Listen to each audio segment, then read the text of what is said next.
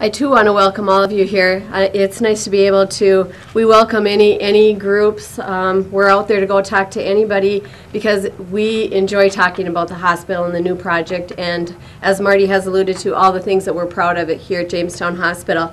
I do know that there's a lot of questions out there about the current facility, and so one of the things that, you know, while we do want to talk about our current facility, you know, we decide that it's not so much about just always saying what's wrong with this place as what do we want to do for the future. So we try to focus on that also. But this hospital was originally designed in 1927. It opened up in 1935. It has served Jamestown for several generations. The thing about this hospital, and we are not here to say that this hospital is in total disarray. This hospital has been maintained very well, but it doesn't serve the needs of the way that we practice medicine. And some of the things is that it was built for inpatient care.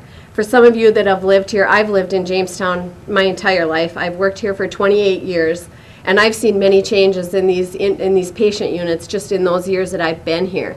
At one time, this whole fourth floor was inpatients. We were talking, I told the story this morning about, I remember our whole first floor where we have our offices now used to be the pediatric floor, and I can remember being in one of the rooms. But this hospital was designed for 4 floors of patients, and that's not what we practice now. There's been a lot of changes in reimbursement.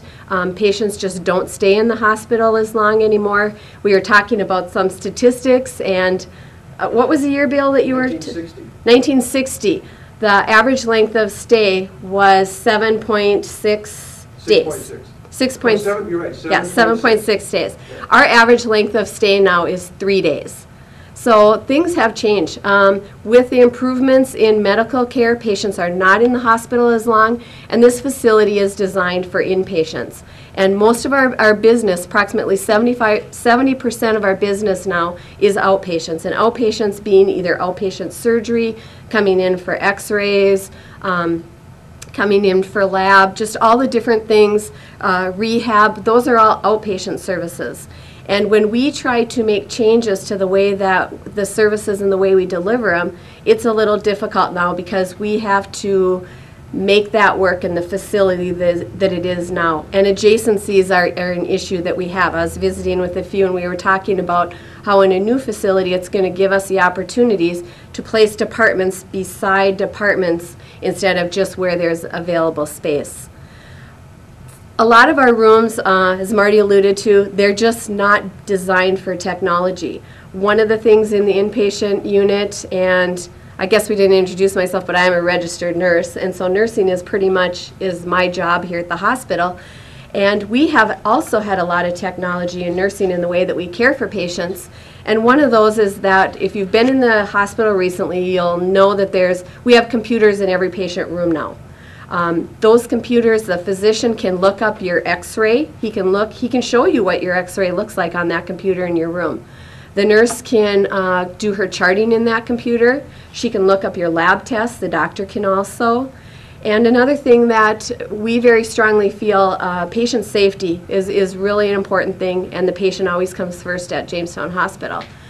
And one of the things that we've implemented, it's been almost 2 years now, is that we do for medication safety, is that when you're getting a medication at the hospital, the nurse scans your armband to make sure that they have the right patient, and they scan the medications to make sure that that medication was ordered for you.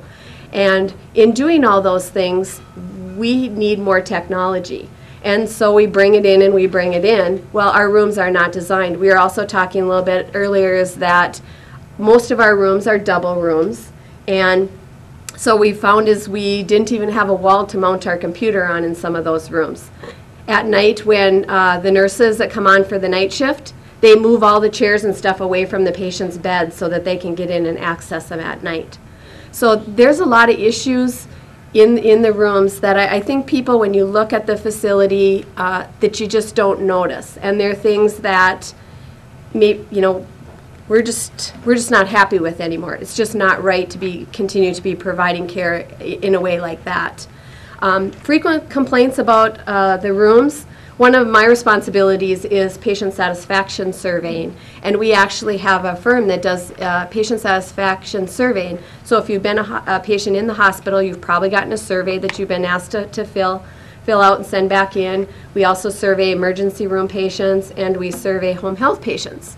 And I look at every one of those surveys that come back, and we also get reports. And our surveys have shown us that our lowest scores are in our patient rooms. In fact, in the pleasantness of the room, which maybe it doesn't seem that important to you, but I'll just tell you that it is. How the rooms are, how the patient feels when they're in a room, how that room contributes to their healing, all those things are very important. And in our last quarter survey, our rooms scored in the 18 percentile. That meant that 82% of all the hospitals that were surveyed with us scored better in their rooms than we did. And so we look at all that information when we're trying to make changes in the hospital.